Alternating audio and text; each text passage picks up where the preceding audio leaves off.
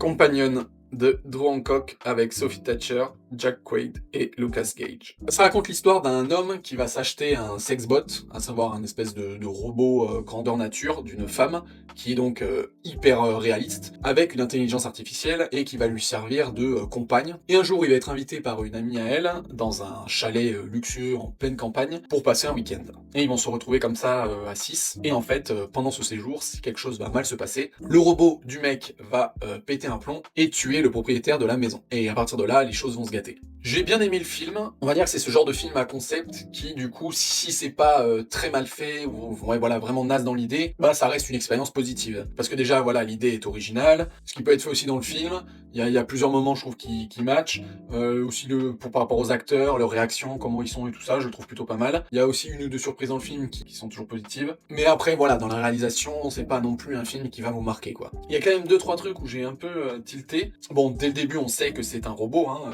Enfin, déjà, rien que l'affiche du film, on se doute que c'est un robot. Et dans la bande-annonce, c'est clairement montré. Et du coup, quand le film commence, on voit les deux donc se diriger en voiture jusqu'à cette maison. Et alors là, je sais pas si c'est une erreur de doublage, traduction, j'en sais rien. Et en fait, à un moment donné, il parle, et il y a une phrase qui est vraiment explicite, où elle dit, j'ai plus le terme, j'ai oublié le terme, mais en gros, c'est un terme en mode j'ai été débranché, quoi. Du coup, là, je me suis dit, ah, donc elle sait que c'est un robot. Et quand donc, le couple va dans la villa où il y a les deux autres couples qui les accueillent, on voit tout de suite que les autres, bon, ils savent aussi que c'est un robot, mais ils lui disent pas, ils lui parlent comme si elle était normale. Et là, je me suis dit, mais attends, mais on dirait que elle, du coup, elle a plus conscience. Et quand les scènes avancent, on comprend que elle ne sait pas qu'elle est un robot. Donc, à ce moment-là, je me suis dit, mais c'est quoi il y a un problème, c'est soit elle sait qu'elle est un robot, soit elle sait pas qu'elle est robot.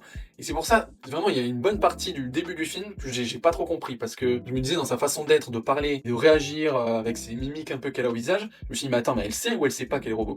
Et donc plus tard, on comprend qu'elle ne sait pas qu'elle était robot. Donc c'est pour ça, là, j'ai eu un peu de mal. Bah, et du coup, ça pose la question de, enfin, est-ce que ça pourrait vraiment être plausible qu'une IA ne soit pas consciente qu'elle est une IA, quoi? Je ne sais pas. Et alors après, j'aime bien, parce que en fait, à partir du moment où elle va tuer le propriétaire de la maison, je trouve que la réaction des autres est très bizarre. Et je me dis, mais n'importe quoi, dans la vraie vie, on ferait pas ça. Enfin, ils ont une façon même de réagir à la mort, pas du tout plausible. Et alors, on apprend après qu'en fait tout ça a été manigancé et qu'ils avaient mis tout ce plan en place. Donc, ça permet de comprendre pourquoi ils réagissaient comme ça avant. Et pareil, pour aussi le fait que le robot, qu'il ait pu tuer un être humain, etc., dans sa façon d'agir, au début, on se dit, putain, c'est quand même un peu chelou, quoi. Il devrait avoir une sorte de code informatique ou les lois robotiques d'Asimov, où un robot ne doit pas nuire à un humain, mais là aussi on comprend plus tard pourquoi, donc c'est plutôt pas mal. En tout cas voilà, le film dans son ensemble il est quand même bien, je trouve que voilà, on passe un bon moment, c'est un mélange un peu c'est un fourre-tout, hein, épouvante horreur, romance, science-fiction, thriller. J'ai même justement un petit côté humoristique, enfin il est très léger, c'est en sous-couche, mais du coup voilà, ça passe, parce que vraiment il est pas,